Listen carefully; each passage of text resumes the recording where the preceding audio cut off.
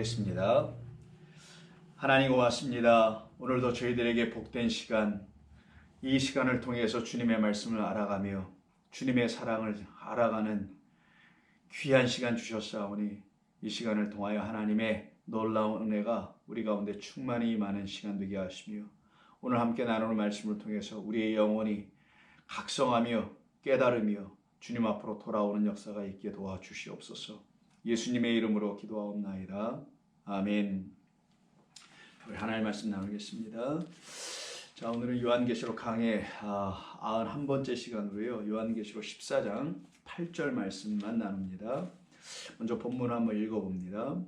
또 다른 천사 곧 둘째가 그 뒤를 따라 말하되 무너졌도다 무너졌도다 큰 성 바벨론이요 모든 나라에게 그의 음행으로 말미암아 진노의 포도주를 먹이던 자로다 하더라. 아멘. 자, 오늘 이 바벨론에 대한 이야기가 나오네요. 이 14장 8절은 두 번째 천사로부터 들려오는 음성입니다.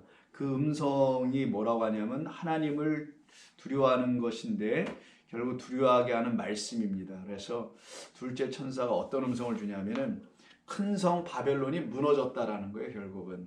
그럼 이 큰 성 바벨론이 무너지게 된 이유를 또 알려주는데 그것은 모든 나라, 원래는 그 에트노스 민족이라고 써 있는데요. 모든 민족에게 음행의 진노의 포도주를 마시게 하였기 때문이라는 겁니다.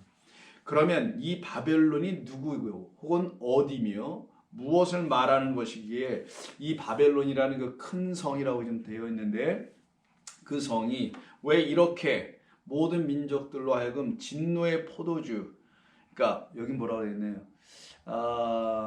음행의 포도주, 음행으로 말미암은 진노의 포도주라고 그러잖아요. 음행으로 말미암아 만들어진 진노를 받게 될 수밖에 없는 포도주를 마시게 하더라는 거예요. 진노는 하나님의 심판을 말하죠. 하나님의 심판을 받을 수밖에 없게 하는 자, 하나님의 심판에서 벗어나게 해야 되는데 하나님의 심판을 받게 해버려요.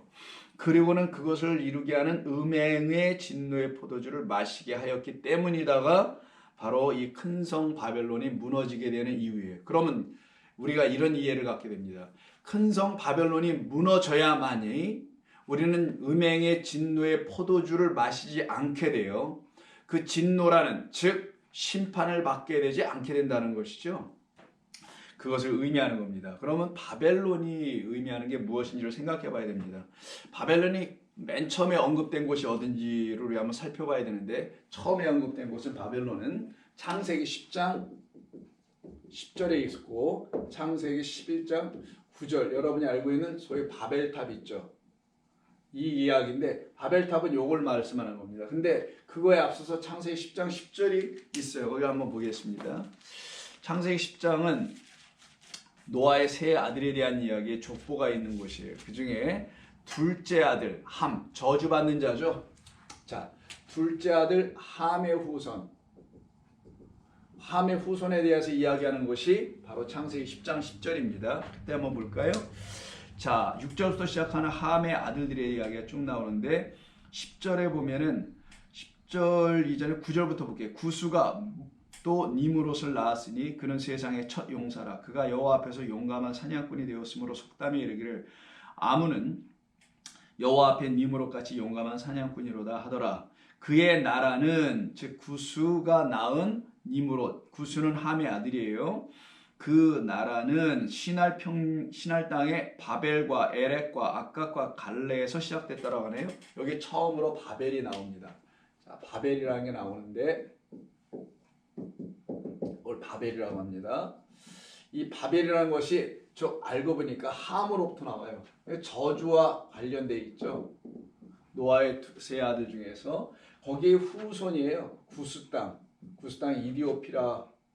이디오피아라고 말하는데 북아프리카 지역 이집트 지금의 에티오피아 이 지역을 구스라고 합니다. 그러니까 북아프리카 지역이죠. 여기에서 살고 있는 함의 후손 다 노아로부터 시작은 되었는데 저주받게 되는 함의 후손으로부터 나온 자들이 세운 신할 땅의 한 성이 바벨이라는 거예요.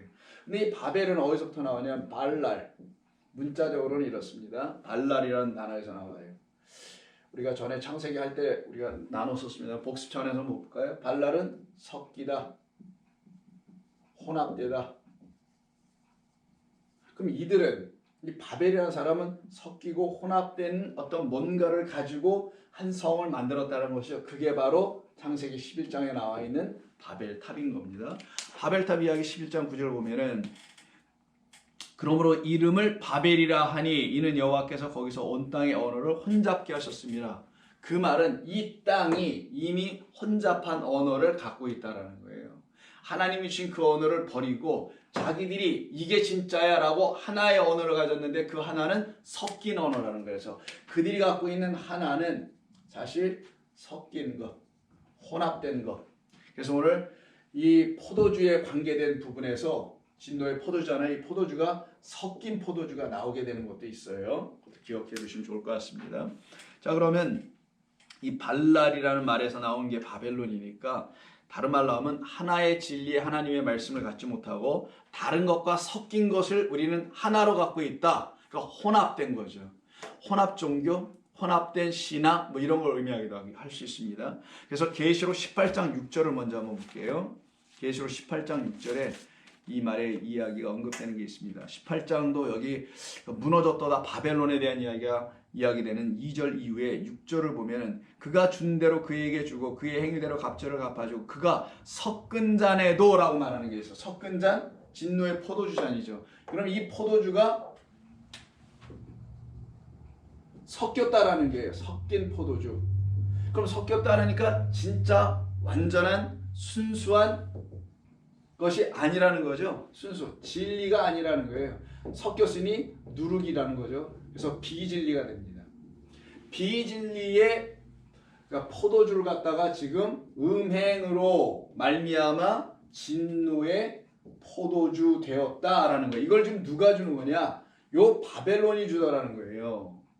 셈으로 이루어져 나가는 그리스도로 연결되는 약속의 말씀으로 말미암아 우리가 가져야 될 참된 진리의 말씀에서 벗어나 자기들 나름의 신앙, 체계, 종교 이런 등등을 만들어가고 있는 함을 얘기하는 겁니다.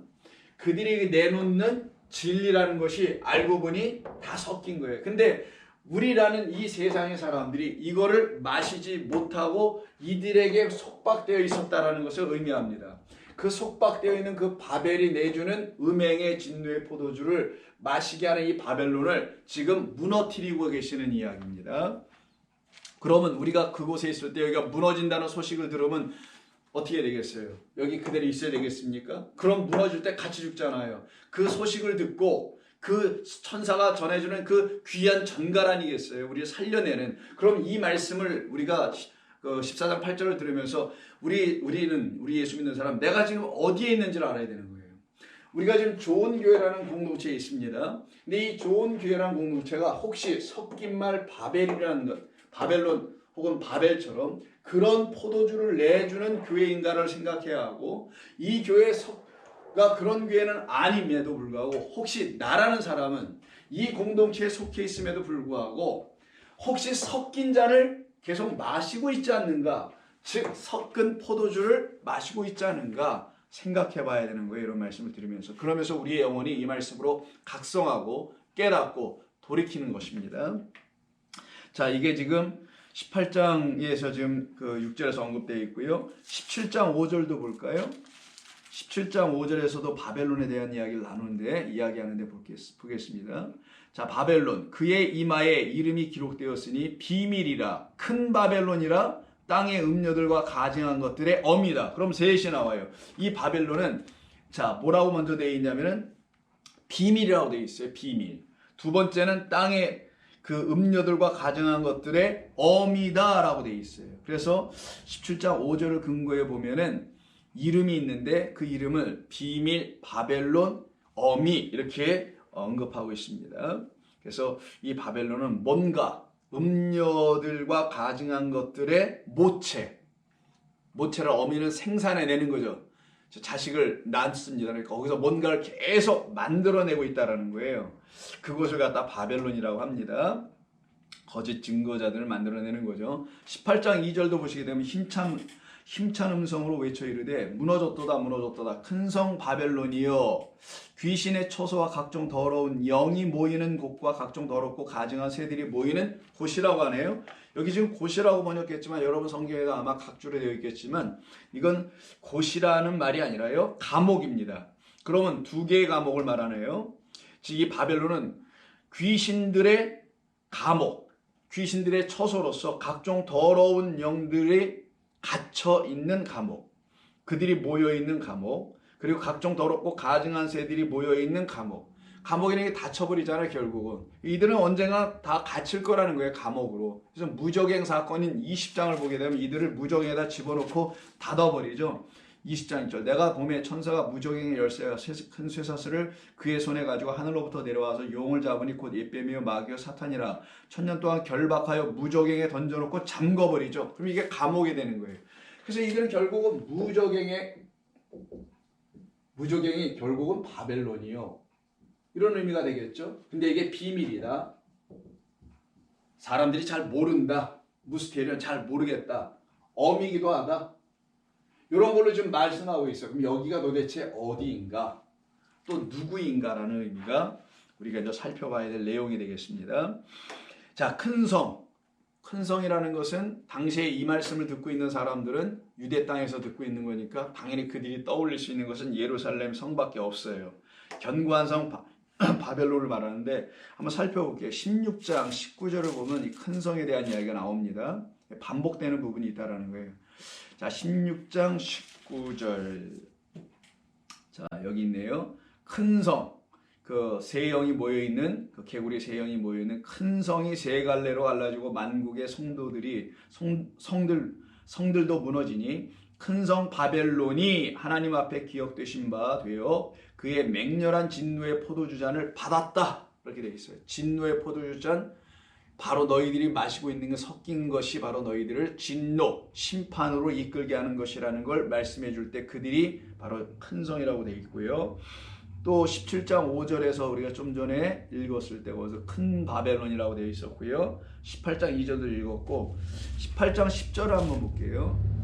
그의 고통을 무서워하여 멀리 서서 이르되 화이또다 화이또다 큰 성 견고한 성 바벨론이여 한 시간에 내 심판이 이르렀다 이렇게 표현하죠. 그렇게 이 큰 성 바벨론은 결국 화 있을진저 라는 그 말을 들었던 서기관과 바리새인들과 관계가 있죠. 그들이 모여 있는 곳이에요. 바로 그 성을 말합니다. 21절도 볼까요? 18장 21절. 이에 힘센 천사가 큰 맷돌 같은 돌을 들어 바다에 던져 이르되 큰 성 바벨론이 이와 같이 비참하게 던져도 다시 보여지지 않을 것이다. 큰 성 바벨론을 큰 맷돌로 비유한 거예요. 그래서 그걸 바다에 던져버려요.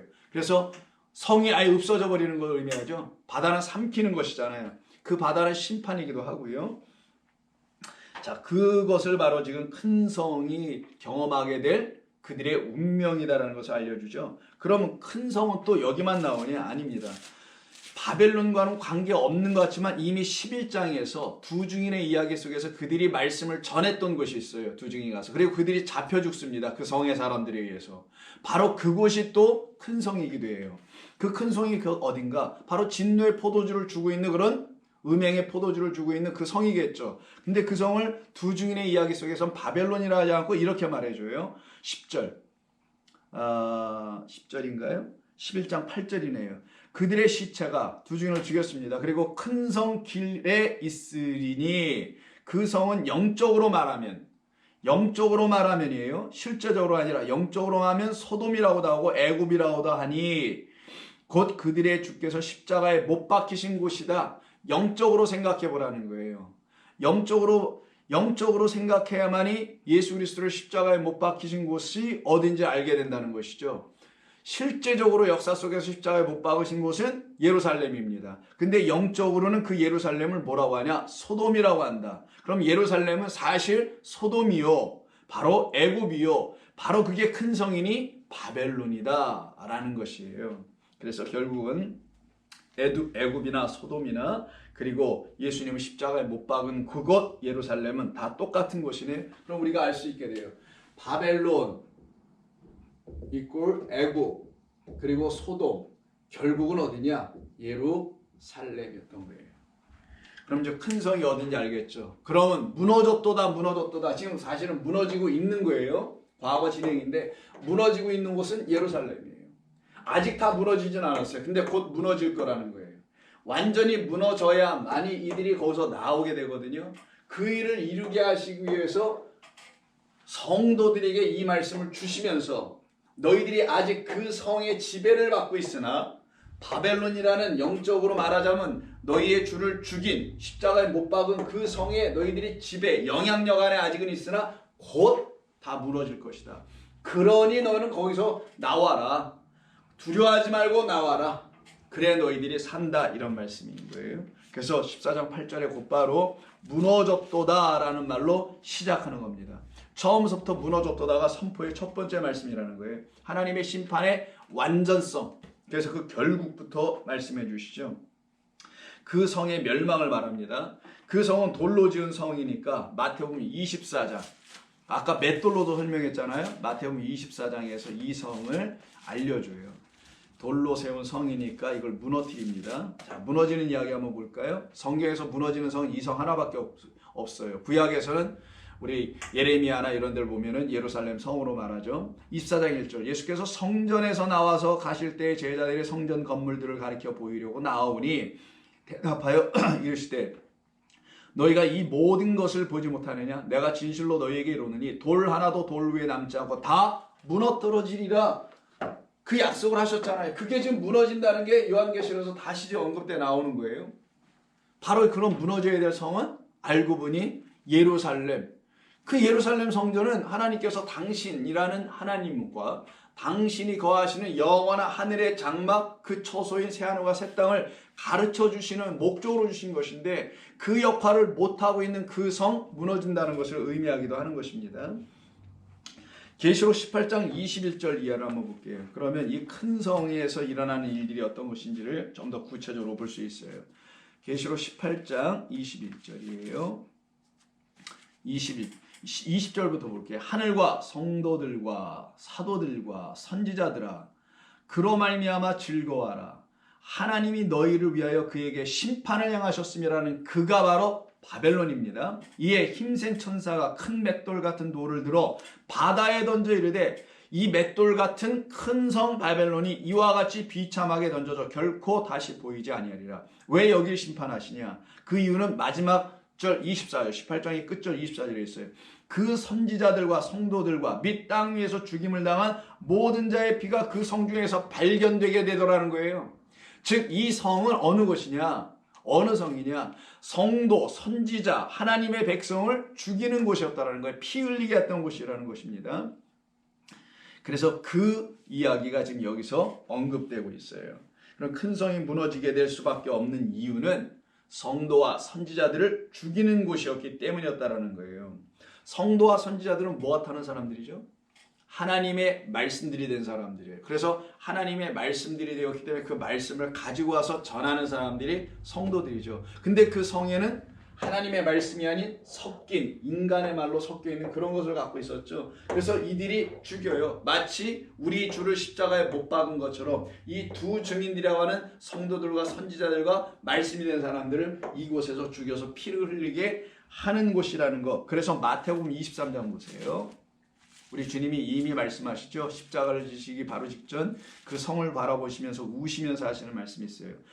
마태복음 23장 37절 예루살렘아 바로 그곳이 어디라고요? 예루살렘. 그래서 두 번 말씀하세요. 예루살렘아 예루살렘아 선지자들을 죽이고 내게 파송된 자들을 돌로 치는 자여 암탉이 그 새끼를 날개 아래 모음같이 내가 내 자녀를 모으려 한 일이 몇 번이더냐. 그러나 너희가 원하지 아니하였도다. 보라 너희 집이 이제 황폐하여 버려지게 되리라.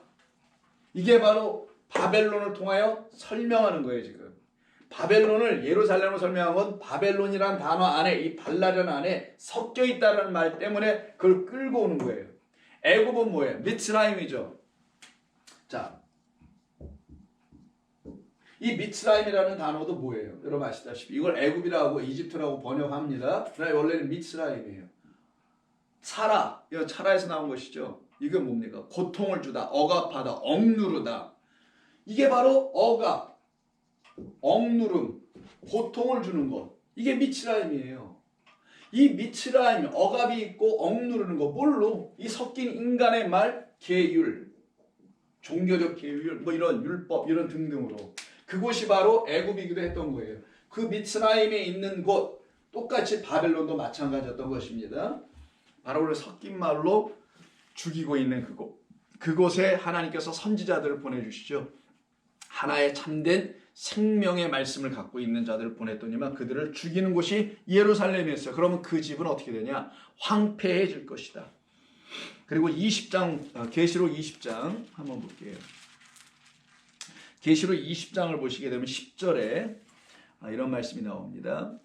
또 그들을 미혹하는 마귀가 불과 유황못에 던져지니 거기는 그 짐승과 거짓 선지자도 있어 세세토록 밤낮 괴로움을 당하리라. 20장 10절에 보면은 이 무너지는 그 바벨론의 영원한 멸망에 대한 이야기를, 그 바벨론을 지키고 붙들고 있는 마귀와 짐승과 거짓 선지자, 이 3종 세트가 있어요. 마귀, 옅뱀, 용이라고도 하죠. 그리고 짐승은 그것을 흉내내고 있는 땅의 짐승으로 온 것이잖아요. 그게 예수 그리스도를 흉내낸다고 했죠. 그리고 그의 제자들은 거짓 선지자잖아요. 이 3종 세트를 영원히 멸망시킬 때 불못에 던져요. 불로 된 연못이라는 거예요. 그러면 여기 본래가 물이었죠. 근데 물 위에 뭐가 떨어졌다는 거예요? 불. 그럼 물이 뭐가 된 거예요? 불이 돼버린 거죠. 자, 본래는 물이었는데 이게 불로 됐네. 그래서 그 연못이라고 하는 이 못이라고 돼 있잖아요. 이 못. 우리말로 연못 못 짜겠지만 이 못은 사실은 말 그대로 그 갈릴리 호수를 말하는 거예요. 그래서 게네사렛 호수 이런 말들이 나와요, 성경에. 그때 그 호수가 플림네라고 하는 그 호수의 단어가 여기선 그 불로 된 물이다라는 거예요. 이 말의 의미가 중요하니까 그건 나중에 좀 더 설명해 드릴게요. 21장 8절도 한번 보세요. 이들의 끝을 어떻게 설명하는지. 21장 8절. 그러나 두려워하는 자들과 믿지 않은 자들과, 이들이 다 여기 있는 사람들이에요. 자들과, 그리고 흉악한 자들과, 살인하는 자들과, 음행하는 자들 다 나오죠. 살인, 거짓 제사 드리는 겁니다. 음행 마찬가지고요. 점술가들과 우상 숭배자들과 거짓말하는 자들은 불과 유황으로 타는 못에 던져지리니 라고 되어 있어요. 불과 유황으로 타는 못인데 연못이니 물이에요. 근데 이 물이 뭐가 됐다? 불이 됐다라는 겁니다. 왜 물을 불로 바꿔놓으셨을까? 그래서 이것을 불못이라고 말씀하신 이유가 뭘까? 나중에 좀 후반에 가서 살펴보겠습니다. 이곳에서 심판을 받는다라는 거예요. 자, 심판받는 이야기가 바로 이렇게 불못에 던져지는 것. 근데 이것 때문에 사람들이 상상을 하죠. 지옥 같은 데 보면 불이 그냥 영원토록 꺼지지 않는 그런 불못에 이들이 던져질 거야. 이런 말을 우리가 생각하면서 막 지옥을 봤다고 뭐 어떤 분들이 막 말하기도 하고 하는 거 아니겠어요? 근데 과연 그런 곳을 갖다가 불과 유황이 타는 못이라고 말하는 걸까? 이걸 그리고 불못이 뭔지를 명확하게 알게 되면 여러분들은 이 물로 그리고 불로 말미암아 불못에서 영원히 태워지는 그곳이 사실은 바벨론이라는 걸 나중에 알게 됩니다. 그곳에서 나오는 걸 바로 구원이라고 하는 거예요. 자, 그래서 모든 민족에게 음행의 진노주의 포도주를 마시게 했던 것이 바로 큰 성 바벨론인데, 오늘 본문에는 성자는 없어요. 성이라는 단어, 폴리스라는 말은 없고 그냥 큰 바벨론일 뿐입니다. 어쨌든 뭐 다 같은 의미죠. 근데 이 바벨론이 내주는 게 포도주였다는 거예요. 근데 성경에서 포도주는 상당히 중요해요. 성경에서 포도주는 생명의 음료예요. 천국의 음료고 혼인잔치의 기쁨의 음료예요. 이게 본래 포도주의 역할입니다. 근데 이 포도주가 어떻게 했다고요? 섞였다 그러죠. 섞여서 이게 생명을 주지 못하고 천국으로 인도하는 그 기쁨을 주질 못해요. 그런 포도주가 좀 되어 있는 상태입니다. 그래서 이 포도주를 갖다 지금 뭐라고 표현한 거냐면 진노의 포도주라 지금 바꿔놨어요. 그러면 진노의 포도주 한번 보겠습니다. 이 진노의 포도주라는 말의 의미가 뭔지를 한번 좀 살펴볼게요. 그래서 포도주를 갖다가 진노가 있는 진노의 포도주다 이렇게 써요. 그럼 진노가 뭔지 알아야 되죠. 이 진노가 뜨모스라고 그래요. 띠모스. 자, 띠모스라고 합니다. 띠모스라고 하는 이 진노의 포도주를 봤는데 이 띠모스라는 단어가 진노라는 말이에요. 진노로 번역한 말이 띠모스의 용어인데 이 띠모스가 어떤 의미가 있냐면 막 뭔가를 이루어내기 위해서 열정, 열심, 뜨거운 마음을 가지고 그걸 분출해서 터쳐내는 것. 그걸 갖다가 자, 진노라는 걸 일단 생각하지 마시고 좀 놔두고 그런 걸 가지고 만들어진 단어가 진노 혹은 화, wrath 이런 말로 번역을 하게 되는 거예요. 근데 이 말은 뭔가 어떤 사람이 자기의 열심으로 뭔가 막 뜨거워져 이 안이. 마음도 뜨겁고 몸도 뜨거워져서 거기서 막 입을 통해 내뿜어지는 거예요. 그 내뿜어지는 그게 자 바깥으로 발산되는 입을 통하여 바깥으로 이렇게 발산되는 그 사람의 열정이 있죠. 패션이. 이 패션이 하나님 앞에서 어떤 것이 되냐? 죄가 되고 있다는 거예요. 이게 바로 화를 일으키더라는 거예요. 이게 진노, 저주, 분노, 하나님의 분노를 사더라는 거예요. 사게 하는 거라는 거예요. 요걸 지금 기억하셔야 된다는 거예요. 이 말은 근본적으로 숨을 그냥 가쁘게 몰아내시고 막 입에서 막 입김에 막 나가는 것처럼 하는 그런 상황에서 나오는 겁니다. 그래서 이게 화 같은 걸로 사용이 돼요. 누가복음 4장 한번 보겠습니다. 누가복음 4장 28절을 보시게 되면은 이런 말씀이 있어요. 예수님께서 가버나움 회당인가 여기 어디야? 나사렛 회당에 가셨네. 선지자 그 고향이니까 나사렛 가셔서 말씀을 이렇게 전하고 하는데 그 나사렛 회당에 있는 자들이 28절에 보면은 이것을 듣고 예수님의 말씀을 듣고 다 크게 화가 났다 할 때 그 화가 요 띠모스예요. 화를 막 내요 이들이. 화를 낼 때 어떻게 합니까? 막 얼굴이 울그락불그락 해지고 막 뜨거워지고 갑자기 뭐를 할 것만 같은 데서 그들이 막 입으로 막 내뿜고 막 어떤 악한 말도 하고 거친 말도 막 하는 게 화를 내는 거잖아요. 그 상태. 근데 이걸 누가 내더라? 회당에 있는 자들이 내더라는 거예요, 이걸. 그러니까 진노라고 지금 표현되어 있는 진노, 화. 그러니까 화의 포도주라고 번역하는 게 더 좀 낫지 않을까라는 생각이 화를 당하게 하는 포도주다. 화를 막 내는데 회당에 있는 사람들이 내네. 그럼 이건 성전과 관련되어 있는 거죠. 이 사람들이 오히려 화를 내더라는 거예요. 막 뭔가를 뿜어내더라는 거예요. 뭐에 대해서? 예수님의 진리의 말씀에 대하여 도전하며 화를 막 내고 있는 그런 모습에서 나오더라는 것과 사도행전 19장을 한번 볼게요. 사도행전 19장을 보시게 되면은 28절에 이런 말씀이 있습니다. 자, 여긴 지금 예배소에서 일어난 소동인데요.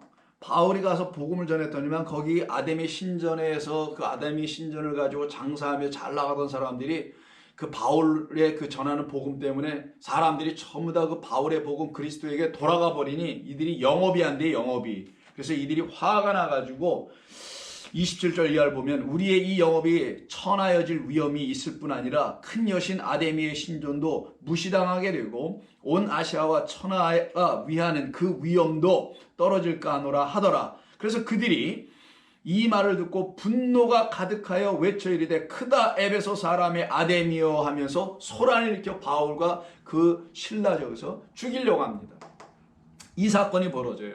이때 28절에 그들이 이 바울을 대적하고 있는 그들이 바울의 이 말을 듣고는 분노가 가득할 때 이 분노예요. 분노. 요걸 갖다가 띠모스라고 합니다. 그럼 이들도 다 뭐예요? 진리의 말씀에 순종하지 않고 그걸 거역하고 배척하고 몰아내는 자들이죠. 오히려 우상 숭배 아데미 신전을 더 숭배하고자 하며 자기들의 땅에서의 유익을 계속 추구하려고 하는 자들의 모습에서 이게 발견되는 것이 또 띠모스라는 단어이기도 합니다. 또한 로마서 2장 8절 한번 볼게요. 로마서 2장 8절을 보게 되면 다음과 같은 말이 있어요. 자, 2장 8절. 오직 당을 지어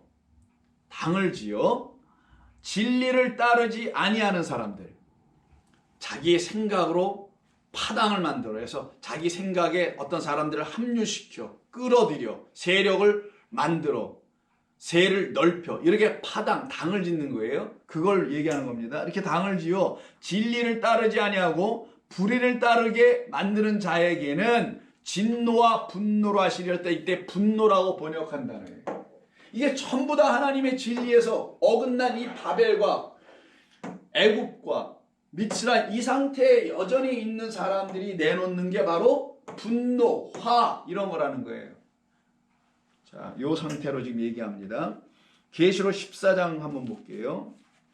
요즘 본문이 있는 14장의 19절 이하를 천사가 낫을 땅에 휘둘러 땅에 포도를 거두어 하나님의 진노의 큰 포도주 틀에 던짐에 성 밖에서 그 틀이 밟히니 틀에서 피가 나서 말굴레까지 닿았고 1600 스타디온에 퍼졌더라. 이게 하나님의 심판이죠. 그러면 이 화를 내고 분노하고 하는 이 모든 사람들이 갖고 있는 공통점을 보니까 진리에 대하여 전부 다 그러고 그리스도에 대하여 그러고요.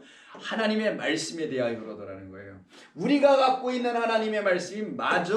근데 그거는 하나님 보시기에 섞인 거예요. 지금 말라 상태입니다. 그래서 바벨론이 되어 있는 거란 말이에요. 그 말씀을 갖고 있다는 그 자들의 모임이 그게 당을 졌다라는 거예요. 뭐에 거슬러? 진리에 거슬러. 진리에 대항하여 자기들 나름대로 어떤 진리를 구축하고 있는 걸 바벨론, 예루살렘, 이 세상이라고 하는 거예요. 그곳에 있는 사람들이 막 자기들의 열심을 가지고 뭔가 뿜어내. 자기들의 열심으로 하나님을 섬겨. 특별히 대표적인 게 제사와 예배 이겁니다. 그걸 가지고 열심으로 섬겨서 이 띠모스라는 말이 어디서 오느냐? 여기서 옵니다. 띠오라는 단어에서 나와요. 이 띠오라는 단어 거의 똑같죠. 이렇게 여기만 바뀐 거니까 띠오에서 나와요. 이 띠오가 어떤 뜻을 갖고 있느냐? 첫 번째는 제사를 드리다. 어떤 제물을 드려서 제사를 드리는 거예요. 자, 옛날에 한번 생각해 보죠. 지금처럼 불을 뭐 성냥불이나 뭐 라이터라든가 뭐 이런 걸로 불을 켤 때가 아닌 옛날에는 부싯돌에서 불을 뭐 켜거나 뭐 이렇게 해서 불을 떼는 거 아니겠어요? 제사를 드린다는 건 각을 떠서 번제로 드리는 거예요. 그럼 반드시 불이 필요합니다. 여러분 불을 붙일 때 성냥이나 이런 걸로 붙이지 않고 부싯돌 가지고 뭐 이렇게 나무판에 이렇게 돌려가지고 거기서 불을 일으키려면 여러분 어떻게 합니까? 막 해가지고 부싯돌 막 해서 불이 탁 튀었을 때 막 불어야 되죠. 여러분의 몸에서 입을 통하여 입김이 나가죠. 그 나가는 그 입김을 갖다가 띠모스라고 하는 거예요. 그걸 열정, 패션, 뭘 발산해서 튀어나가게 하는 거. 그걸 갖다가 띠오라고 하는 거예요. 불을 붙이려고 번제를 드릴 때, 제사를 드릴 때, 희생제사를 드릴 때 불을 붙여서 그냥 불을 살려내. 그게 바로 사람의 불로 제단에서 붙이는 거예요. 제물 드리는 거. 이건 출애굽기 보면 심판당을 민수기에 나오지 않습니까? 하늘에서 여호와의 불이 떨어져서 제단에 있는 제물이 태워져야 되는데 사람이 불어서 드리는 그걸 갖다가 사람의 제사라고 해요. 사람이 드리는 인간 제사. 근데 하나님의 제사는 당신이 불을 떨어뜨리는 거라서 우리 인간의 열심, 열정을 없애버리는 거예요. 하나님의 열심, 하나님의 수고로 하나님의 재물을 우리에게 주시는 거여야 되거든요. 근데 바로 이 예루살렘 안에서는 이런 일을 하지 않고 자기들의 열정과 열심을 통해서 불을 붙이려는 모습에서 유래된 말이 뚜오고 띠모스라는 단어가 그거예요. 그럼 이게 제사 드리길 원한다, 희생제사 드리길 원한다라는 뜻이겠죠. 거기서 나온 게 또 에피뚜미아 기억나시죠? 여기다가 에피 집어넣고 뚜미아 하면 요 어근이 이렇게 그대로 살아있죠. 에피는 강조해 뭐뭐 위에다가. 그래서 에피뚜미아는 이게 뭐라 그러냐, 정욕이라고도 번역하고 탐심이라고도 번역하죠. 바로 자기들 안에서 하나님이라는 자기들이 만들어 놓은 결국 우상인데 마귀인데 그에게 뭔가를 막 드리려고 애를 쓰는 그 모습이에요. 그래서 자기 행위가 드러나게 돼요. 결국은 그걸 의롭다라고 그들은 또 인정해 주죠. 그걸 자기 의라고 합니다. 하나님이 아주 제일 미워하시는. 그래서 이 말은 숨가쁘게 호흡하다라는 게 뜨오예요. 아주 호호호 계속 불어봐요, 여러분. 그러다 붙지 않으면 또 다시 또 해야 되잖아요. 그래서 숨가쁘죠. 입으로 불어서 불을 비추며 연기를 피우는 거예요. 이 단어는 또 어떤 때 쓰냐? 동물을 죽이다, 살육하다, 제물로 드리려니까 죽여야 되잖아요. 희생제사를 치는 그걸 갖다 살인하다라죠. 그래서 오늘 살인하지 말라라는 것은 이것 하지 말라는 말이에요, 사실은. 그래서 누가복음 22장을 한번 볼게요. 누가복음 22장 7절인가? 예, 7절이네요. 누가복음 22장 여러분 성경 한번 찾아보세요. 이 말 나옵니다. 22장 7절. 22장은 뭐냐? 예수님께서 예루살렘의 유월절 어린 양이 되어서 세상 죄를 지고하는 어린 양으로 죽으러 들어가시는 거잖아요. 그때 유월절 마지막 식사를 제자들과 할 때쯤이에요. 그때를 유월절이라고 합니다. 22장 7절. 유월절에 유월절 양을 잡을 무교절 날이 이른지라 라고 하시면서 예수께서 베드로와 요한을 보내시며 이르시되 가서 우리를 위하여 유월절을 준비하여 우리로 먹게 하라 하는 그런 말씀이에요. 그때 유월절 양을 잡다. 양을 잡다 할 때 이거 잡다가 kill, 죽이다, 살인하다예요. 이게 바로 뚜오예요. 이 뚜오는 이런 데 쓰는 거예요. 그러니 유월절 어린 양을 수십만 마리를 매년마다 죽이고 있는 그들의 이 훅훅 부는 이 일, 그들의 열심, 하나님을 향하여 자기의 뜨거운 열정들, 이런 열정을 계속 불일으키게 하는, 불질러 놓고 하는 이 바벨론 안에 있는 거짓 선지자, 마귀, 그 다음에 땅의 짐승, 그리고 거짓 선지자들이에요. 이들. 자, 사도행전 14장도 한번 보겠습니다. 누가가 썼던 사도행전 14장에서도 또 이 말이 나와요. 많이 나오진 않는데 사도행전 14장 13절입니다. 루스드라에서 전도하다 일어난 일이에요. 거기서 복음을 전하니 사람들이 구원을 받아요. 그렇다면 그 동네에 있는 사람들이 기적을 보고서는 깜짝 놀라가지고는 그 바울과 바나바가 하나님이 아니지 그들이 이해하고 있는 그 제우스와 헤르메스로 생각을 했어요. 그래서는 자기들의 생각대로 그 제우스에게 헤르메스에게 그 제사를 드리잖아요. 유대인들이 하나님께 제사를 드리는 것처럼 똑같이 제사를 드리려고 그 바울과 바나바에게 소를 갖고 와서 제사를 드리려고 하는 이야기가 기록된 게 14장이에요. 그때 13절. 시외 제우스 신당의 제사장이 소와 화환들을 가지고 대문 앞에 와서 우리와 함께 제사하자라고 할 때 제사가 이 뚜오예요. 제사하자라고 하니 두 사도 바나바와 바울이 듣고 옷을 찢고 무리 가운데 뛰어들어 여러분 이러면 안 됩니다라고 얘기하죠. 우리는 여러분과 같은 성령을 가진 그냥 인간 사람에 불과합니다. 여러분에게 복음을 전하는 것은 이런 헛된 일, 이걸 헛된 일이라고 하는 거예요. 이 뚜오.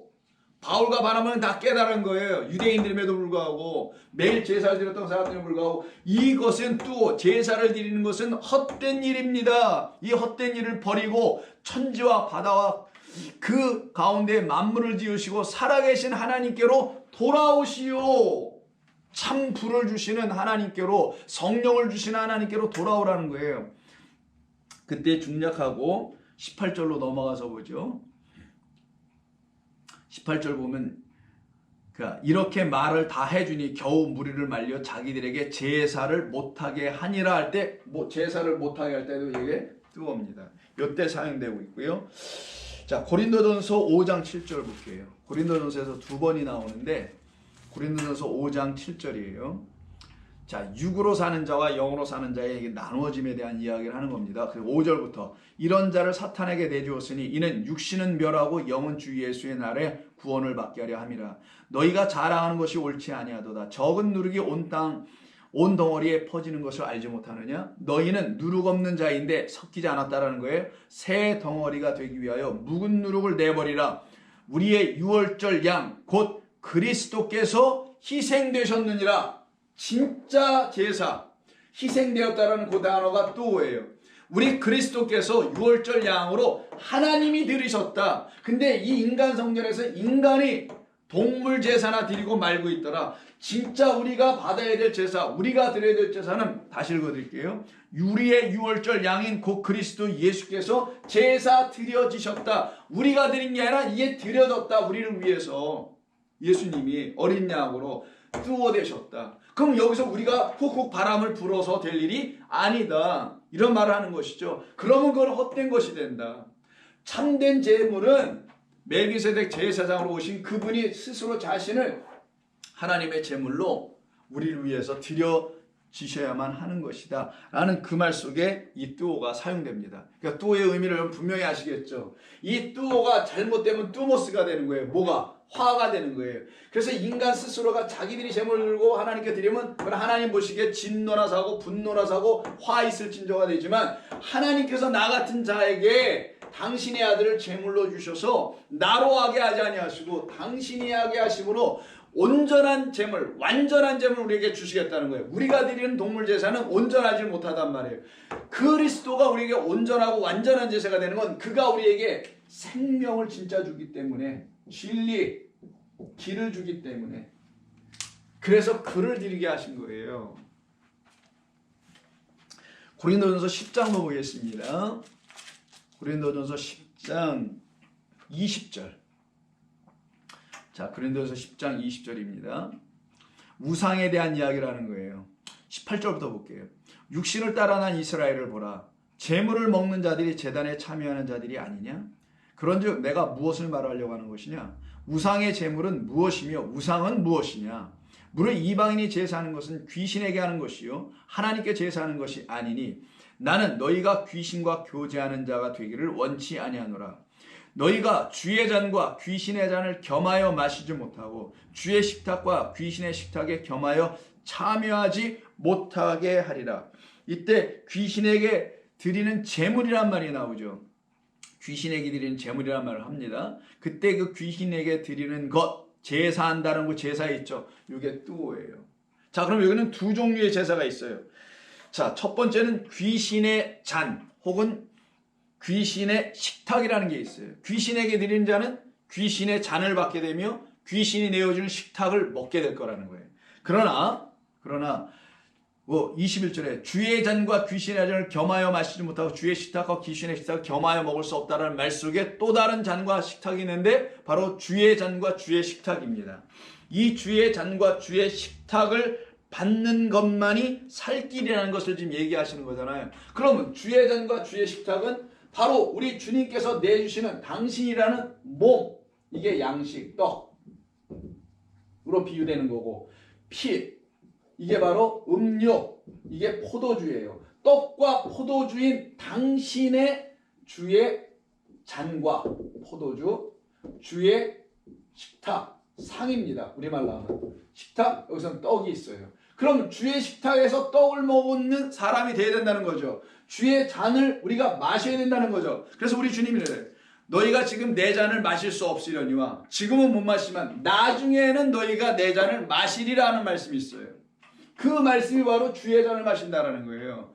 주님이 스스로 당신을 부으셔서, 전제로 부으셔서, 전제는 포도주 붓는 건데 포도주는 피니까 당신을 십자가에서 물피로 부으셔서 그 잔을 우리가 생명으로 마시게 하는 거며 당신의 살이 찢겨짐으로 우리가 당신으로 말미암는 생명의 떡, 진리의 떡, 감추어진 만나라고 하죠.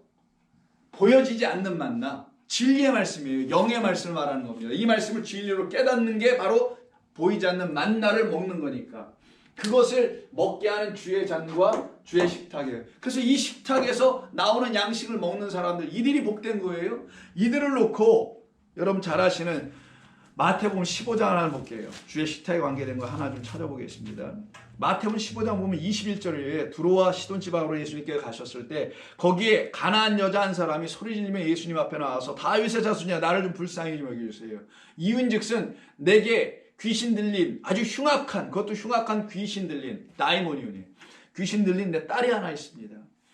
그랬더니만 예수님께서 금방 받아줄 줄 알았더니만 내쳐버리시네. 뭐라고 하십니까? 나는 이스라엘의 집에 잃어버린 양 외에는 다른 데로 보내심을 받지 아니하였도다. 힌트해 주죠. 이스라엘의 집에 잃어버린 양, 이스라엘의 집 여기 예루살렘, 바벨론, 그 집에 잃어버린 양들을 찾아왔다.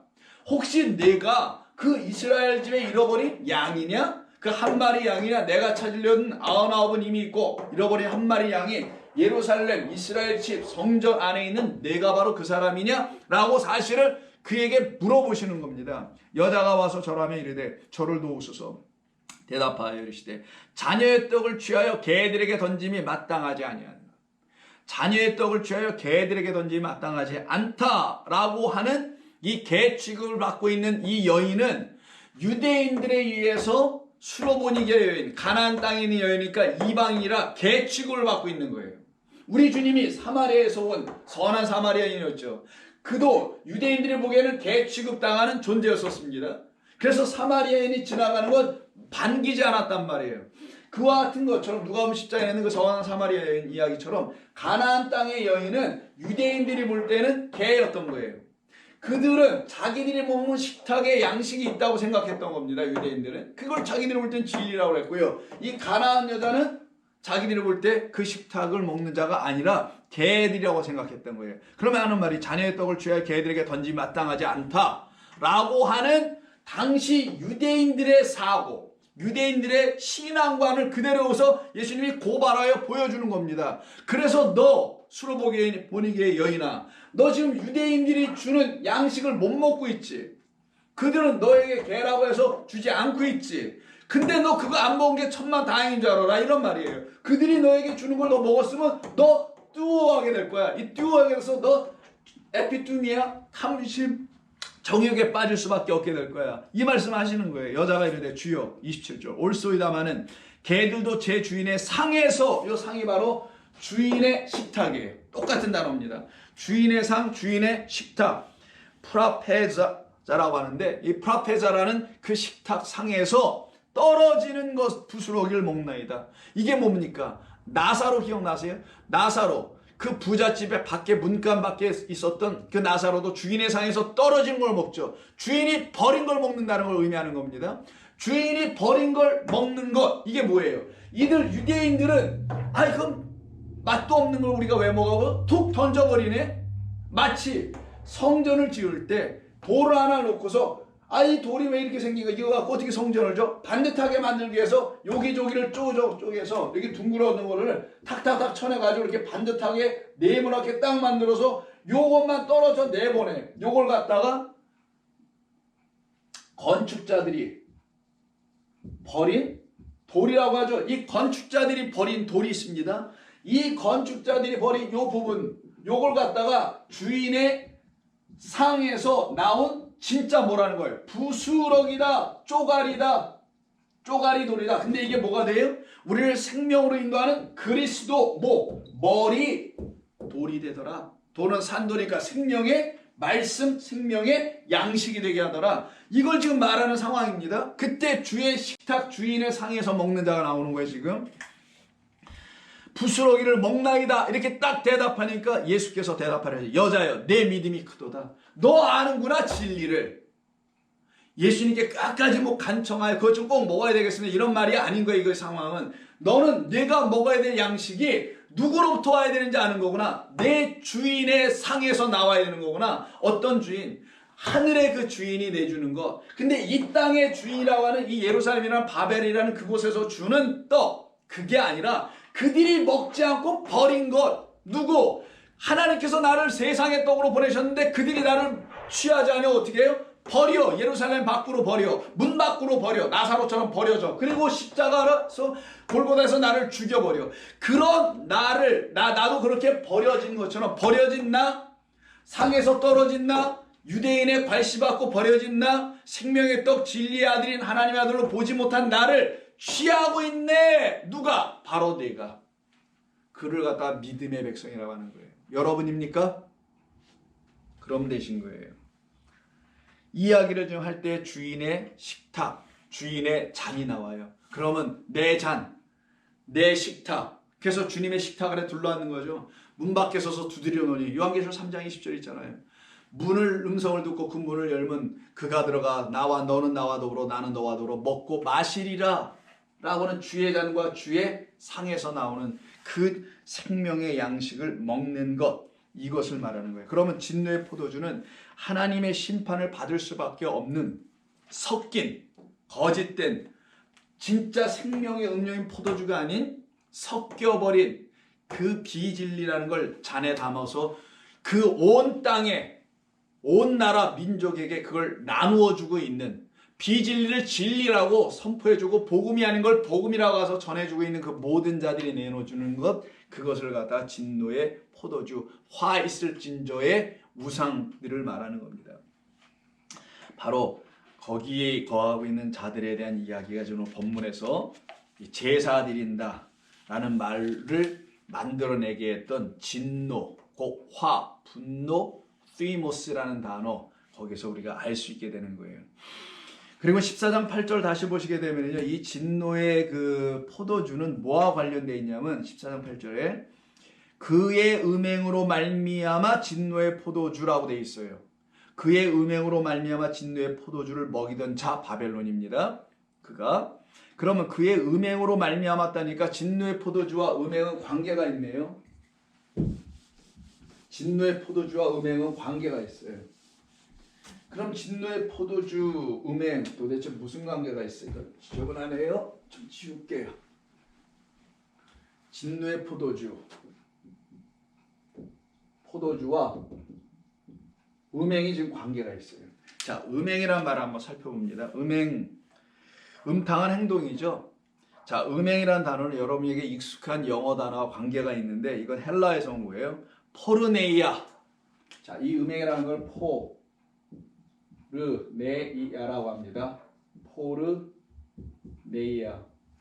여성 명사예요. 그 포르네이아라는 음행 뭐 이런 단어인데 이거는 어디서 나냐면 포르노스에서 나와요. 포르노스. 여기서 나온 게 여러분 포르노라는 거죠. 뭐 음란물 뭐 이런 거 얘기하는 거 포르노스예요. 그래서 이건 남성 명사예요. 이 포르노스가 뭐냐? 음행하는 남자란 뜻이에요. 남자입니다, 이게. 음행하는 남자. 음행하는 남자, 음행하는 여자를 갖다 프로네라고 해요. 음행하는 여자는 여기 약간 맡겨서 포르네잖아. 프로네가 아니라 포르네 하면 이건 여자. 이거 갖다가 음녀라고 하는 거예요. 요한계시록 17장에서 17장 좀 음녀가 있죠. 그 음녀는 바로 이 포르네예요. 포르노스, 포르네, 남자 여자인데 다 음행하는 자들을 말합니다. 그래서 이 말은 어디서 나온 거냐? 이 음행하다라는 이 단어에 페네란가 가서 봐. 페르나오. 페르나오. 자, 페르나오라고 하거든요.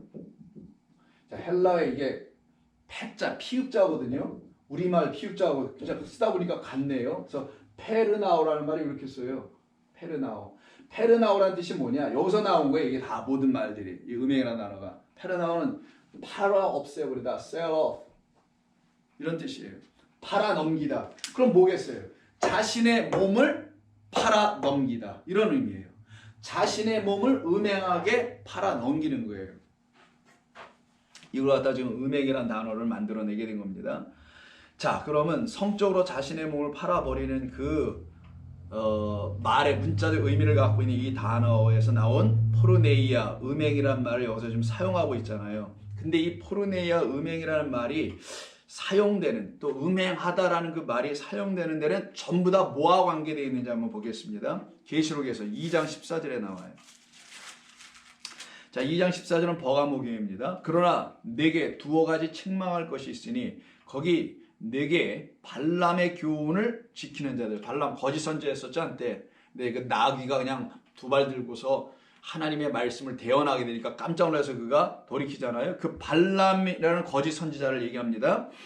발람의 거짓 선지자로 말미암는 그 교훈, 인간 교훈이죠. 그것을 지키는 자들이 그 교회 안에 지금 있는 거예요. 버가모 교회 안에. 발람이 발락을 가르쳐 이스라엘 자손 앞에서 걸림돌을 놓아 우상의 재물을 먹게 하였다. 그리고 또 음행하게 하였다. 이 말은 또 우상과 관계가 있다는 거예요. 지금 결국은 우상 숭배, 하나님을 잘못 알고 섬기는 거죠. 하나님 아닌 하나님을 하나님으로 둔갑시켜서 섬기는 겁니다. 하나님을 오해해서 섬겨도 그것도 우상 숭배가 되고요. 아주 최저급의 우상 숭배는 정말 나무 앞에 서서 절하는 거, 이거는 그냥 우상 숭배의 축에 끼지도 못하는 거고, 성경에서 진짜 말하는 우상 숭배는 하나님의 이름을 가지고 하나님을 거짓되게 참 하나님으로 못 보고 잘못된 인간의 교훈, 거짓 선지자 발람 같은 자들의 가르침의 교훈으로 뭘 하고 있냐? 음행하며 우상 숭배하고 있는 거예요. 그럼 음행은 뭐라 그랬어요? 자기가 자신을 팔아버리는 거죠. 뭘 파는지 한번 보겠습니다. 도대체 어떤 것을 이 우상 숭배하는 곳에서 팔고 있는지. 그래서 우상의 재물을 먹게 하고 또 행음하게 하였느니라 라고 하고요. 두아디라 교회에도 마찬가지였었어요. 20절에 보면 두아디라 교회에 대한 이야기가 2장 20절에 있습니다. 자, 그러나 내게 책망할 일이 있노라. 자칭 선지자라고 하는 여자 이세벨. 이세벨은 아합 왕의 부인이었었죠. 그 누굽니까? 그 엘리야를 죽이려고 했던 그 갈멜산 사건에서 그 여자가 이세벨이에요. 자칭 선지자라고 하는 이세벨, 여자 이세벨, 음행하는 자였죠. 우상숭배하는 자였습니다. 그를 너희들이 용납함이니 그가 내 종들을 가르쳐 오히려 미혹하여 꾀고, 거짓된 말로 이렇게 꾀어내어서 미혹하여 행음하게 하더라. 프로네이어하게 하더라. 그리고는 우상의 재물을 먹게 하도다. 결국은 자기들의 듀머로 말미암아 우상의 재물을 먹게까지 하더라. 그럼 이 모든 것이 어디서 이루어지는 거예요? 한마디로 말하면 성전, 여기서 지금 이루어지고 있는 일이에요.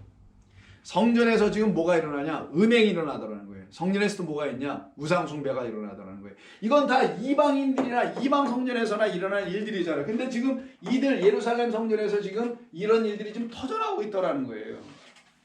그러니 여기가 지금 하나님의 성전이 아니라 가증한 것들이 모이는, 가증한 새들이 모이는 감옥이 되어 있는 것이고, 그 감옥에 하나님의 백성들이 잡혀와 있는 거예요. 지금 감옥. 그래서 감옥이 다른 데가 아님을 잘 알아야 돼요. 잘못된 말들을 가르치고 있는 그것이 감옥이 된다는 것을 말해주기도 하는 것입니다. 자, 계시록 17장 2절 봅니다. 아까도 한번 읽었던 거는 안 읽은 것 같네요. 이거는.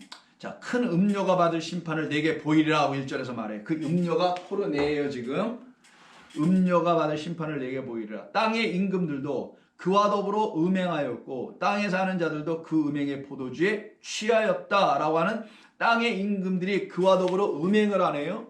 그리고 땅에 사는 자들도 그 음행의 포도주에 취해요. 그럼 이 포도주는 지금 포도주 때문에 진노의 포도주라는 건 그 음행하게 하는 거짓된 음료라는 거예요. 음료는 말씀을 말합니다. 거짓된 말에 취하여 이들이 지금 뭐 하고 있느냐? 자신들의 영혼을 팔고 있는 거예요, 지금.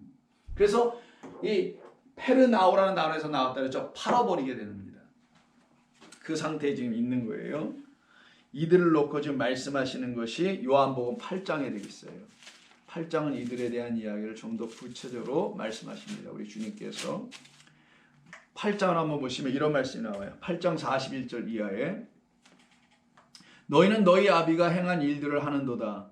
대답하되 우리가 음란한 데서 나지 아니하였고 아버지는 한 분뿐이시니 곧 하나님이시로다.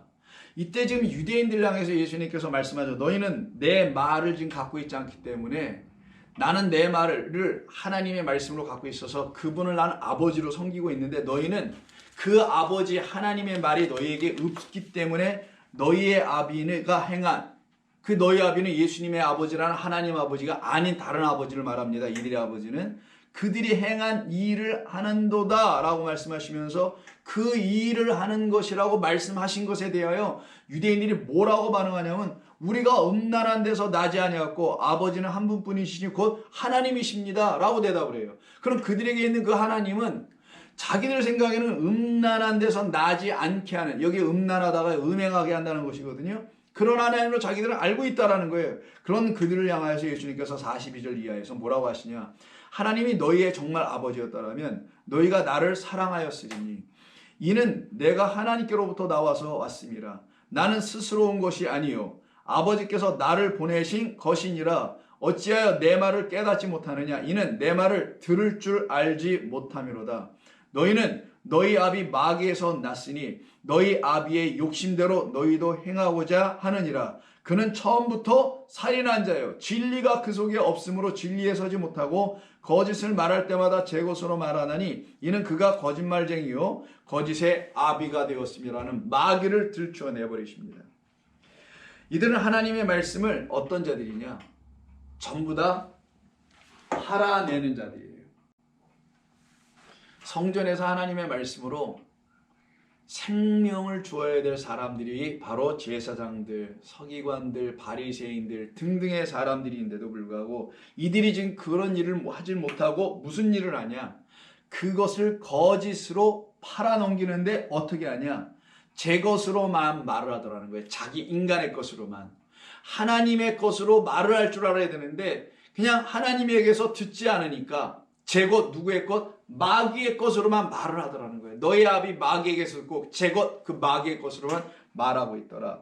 그래서 그 마귀와 그 짐승과 거짓 선자가 불못에 들어가게 되는 것이죠. 바로 이와 같은 세상에 지금 누가 오신 거냐? 예수님이 이 땅에 오신 겁니다.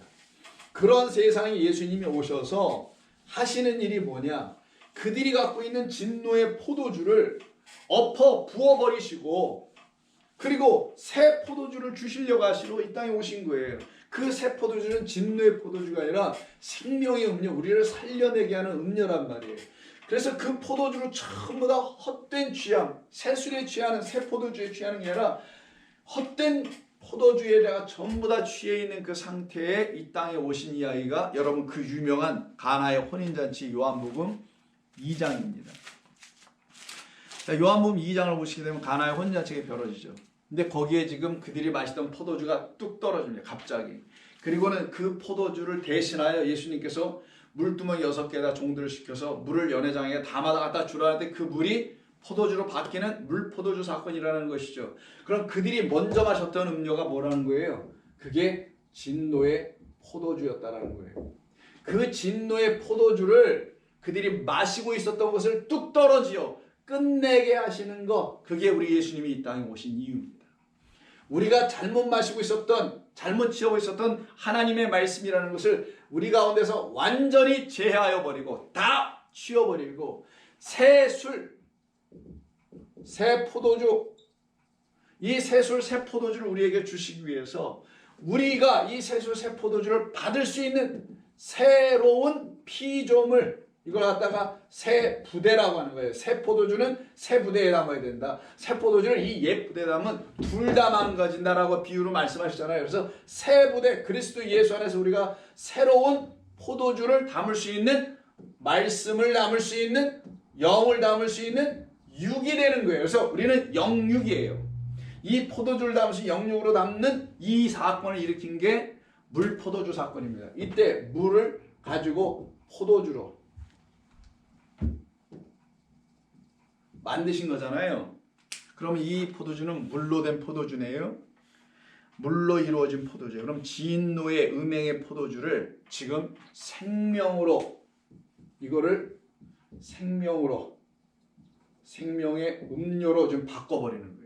이게 가나의 혼인잔치 이야기입니다. 그 생명의 음료로 바뀌어진 걸 마시니 뭐라고 그래요? 세상에 이렇게 맛난 포도주는 처음 마셔본다라고 해당 그 연회장이 말하죠. 한 번도 마셔보지 못했다는 걸 의미합니다. 근데 일단 한번 마셔보면 이것과 견줄 수 있는 음료는 없다. 즉 하나님의 말씀을 성령이 주시는, 그리스도의 죽음이 내어주시는 생명의 말씀으로 다시 듣게 될 때 그것처럼 귀한 말씀은 세상에 있지 않고 들어볼 수도 없게 된다는 거예요. 그것을 말합니다. 그러니 이 진노의 음행의 포도주는 거짓 성전에서 음행하게 하는, 거짓 하나님과 거짓 신랑과 혼인하는 그런 혼인잔치가 이제 너희들에게서 끝날 것이다. 왜? 무너졌도다 하잖아요. 그 혼인집 무너졌도다. 그 예루살렘 성전 무너졌도다. 그리고는 어떻게 해요? 생명의 음료로 내주네요. 생명의 음료, 물로 시작해서 포도주로 바꾸네요. 그럼 생명의 음료는 그리스도께서 십자가에서 내주시는 거죠. 십자가에서는 물이 피가 되고, 이 물이 피가 된다는 건 포도주, 생명을 우리에게 주는 물이랄로 이 땅에 오셨다는 걸 알려주고, 그 물은 결국은 무엇이냐? 성령, 거룩한 영, 하나님의 영, 참된 진리의 말씀이라는 물피 성령의 사건을 일으켜주는 거예요. 그래서 물로만 되는 게 아니라, 즉 물로만 되는 게 아니라 포도주로도 되는 것이라는 것, 물 포도주로 된다는 것. 그래서 물로만 되는 게 아니라 뭘로 돼요? 물과 성령으로 라는 말이 나온 거예요. 이건 니고데모에게 3장에서 말씀한 거죠. 2장 끝나자마자 3장 들어서 너는 물과 성령으로 나지 아니하면 결단코 너는 뭐가 될 수 없어요? 하나님 나라를 볼 수 없다라는 물과 성령에 대한 이야기를 하네요. 그 물과 성령, 성령은 또 다른 말로 뭐라고 하죠? 세례 요한이 또 말하잖아요. 나는 너에게 물로 세례를 주거니와 내 뒤에 오시는 분, 내가 신발, 그분의 신발을 풀고 맬 수도 있는 자격이 없다. 그 밑에 꿇을 자격도 없는데 그는 오셔서 불과 성령으로 너에게 세례를 주리라 라고 하죠. 나는 물로, 그는 불로, 이렇게 말하잖아요. 그러면 나는 누구예요? 요한은, 세례 요한은 율법, 선지자의 마지막. 그럼 율법이 1차적으로 물의 역할을 했다라는 거예요. 이것도 진리라는 겁니다. 그리고 이 진리가 깨달아지지 않으니 예수께서 오셔서 어떻게 해요? 복음으로, 예수로, 그리스도로, 복음으로, 그게 바로 풀이었다. 근데 이 모든 것을 뭐라고 하냐? 성령 하나님의 영이다 라고 말하는 거예요. 그러면 물로 하나님께서도 말씀하셨으니 율법으로도 우리가 진리를 깨달아 알아야 될 거 아니에요. 근데 여기서 깨달아 알지 못하면 이 율법이 우리를 심판하죠. 그걸 물의 심판이라고 합니다. 물의 심판은 누가 당해요? 노아 때 당하죠. 노아 때 하나님께서 물을 보내셨는데 이 물이 뭔지를 몰라. 율법을 줬는데 율법이 뭔지를 몰라. 그럼 그들은 이 율법으로 심판받게 된다는 거예요. 그렇게 심판 가운데 있는 우리에게 주님께서 다시 오셔서 세례 요한을 통해 입에서 말씀하시기를 그는 불과 성령으로 세례를 줄 것이다. 불과 성령으로 우리를 깨끗게 하여 죽고 살아나게 할 것이다는 거죠. 그래서 불이 나오는 거죠. 불. 그래서 이 불로 심판을 불로 인해서 성령으로 인해서 세례를 또 못 받아. 하나님의 말씀을 성령이 전해주시는 말씀으로 또 못 알아들어. 그럼 그들은 또 뭐예요? 불로 심판받는 거예요. 이게 아까 말했지만 불못이라고 했던 거예요. 그 말은 뭐예요? 불로 이루어진 물, 호수였던 거예요. 그러면 물로 심판받았던 그들이 물에서 살아나오지도 못하고 깨어나지 못하면 또다시 뭘로 성령을 보내셨음에도 불구하고 불로 오신 그리스도 예수로 말미암아 그 심판에서 벗어나야 되는데 그걸 못 받으면 불못에 떨어진다는 말이에요. 그게 하나님이 주시는 그리스도로 말미암아 진리의 말씀을 깨달아 알지 못하면 불못, 유황불로 타 죽는다는 말을 하는 거예요. 그게 어디 지옥에 떨어져서 불못에 또 다시 들어가고 이러는 게 그런 걸로만 생각을 하시는데 거기 들어가지 않으려고 안간힘을 쓰도록 만드는 게 어떻게 보면 교회가 지금 하고 있는 일인지 모르겠어요. 그게 아닌데도 물은 진리, 율법을 말해요. 근데 이 물을 보내주셔서 율법 보내주셔서 모세를 통해 들려주셨는데 이걸 못 알아들어. 그럼 이 물이 어떻게 된다고요? 율법이 그들을 심판해. 나는 너희를 심판하지 않는다. 내가 너희에게 준 그 모세의 말이 그 글이 너희를 심판한다 하잖아요. 마찬가지입니다. 복음으로 그리스도께서 이 땅에 오셨는데 그 복음으로 오신 예수님을 누구라 하냐? 불과 성령이라고 이 세례요한이 말을 해주네요. 근데 이 복음을 또 거부해. 안 받아들여. 그러면 이 불, 성령으로 말미암아 하나님의 말씀을 알아들어야 할 그들이 이걸 거부하니 이들은 또 성령 불로 어떻게 해요? 다 태워 죽게 되는 거예요. 그래서 심판은 두 번이 있는 거예요. 물 심판과 불 심판이 있었던 겁니다. 근데 심판 이전에 물로 인해서 구원하시려고 했던 거고 불 성령으로 구원하시려고 했던 거예요. 근데 여기까지 답이 없어. 그래서 불 이게 끝이에요. 심판이. 또 불이 심판만 아니라 구원의 완성 끝이기도 합니다. 여기에서 성령이 지금 우리에게 향하여 말씀하시는 교회 시대를 통하여 역사될 때에 여기서 하나님의 말씀 못 알아들으면은 하나님의 말씀으로 살아나려고 하는 그런 마음이 없으면 그들은 다 빠져 죽고 태워 죽고 그런 일이 벌어지게 되는 거예요. 그래서 물로 심판을 받아서는 안 되고 또한 불못 즉 유황불로 심판을 받아서도 안 되는 오직 물 진리의 말씀, 그 진리의 말씀 율법을 성령이 깨달아 알려주시는 그 말씀으로 듣게 될 때 우리는 그렇게 하지 못하는 곳이 바벨론이구나. 그 바벨론은 그래서 무너지는 거구나. 거기는 음행의 진노의 포도주로 가득한 곳이었구나. 그런데 나의 영원한 신랑 그리스도 예수님과 내가 연합이 되는 그 하나됨이 내게서 이루어지게 하시는 성령의 역사를 통하여 나는 음행하는 자가 아니라 참 신랑 만나는 거구나. 그럼 음행은 뭐냐? 거짓된 신랑을 만나는 것을 말하는 거구나라는 걸 알게 되는 것입니다. 그래서 오늘 8절에 있는 두 번째 천사가 전해주는 이 말을 통해서 우리는 깨달아 알게 된 거예요. 우리가 지금 나의 신앙이, 나의 믿음의 이 여정과 이 삶이 어디에 속하여서 가고 있는지 그걸 보여주는 겁니다. 혹시 나는 바벨론이라는 곳에 있지는 않는지 여러분을 하여금 보게 해주는 거예요. 여러분에게 그와 같은 일이 일어나지 않고 여러분들이 그곳에서 다 건져지고 구원받는 그런 백성이 된 줄로 믿습니다. 기도하겠습니다. 하나님 고맙습니다. 저희들에게 주신 이 말씀을 통해서 하나님께서 우리를 얼마나 사랑하고 계신지를 듣게 해주시니 고맙습니다. 우리는 주의 잔과 주의 상에서 나오는 그 식탁에서 나오는 그 양식과 그 음료인 당신의 생명의 말씀을 취하여 그것을 마시고 먹어야 될 자들인 줄로 깨닫게 하시니 고맙습니다. 성도들로 하여금 그 말씀을 그리워하며 사모하며 간구하며 구하는 종들이 되게 하여 주시어서 그들이 부르짖을 때마다 성령을 보내주시고 하나님의 놀라운 구원의 역사들이 그들 가운데 이루어짐으로 기쁨으로 화답해 역사하는 역사들이 나타나게 도와주옵소서. 예수님의 이름으로 기도드립니다. 아멘.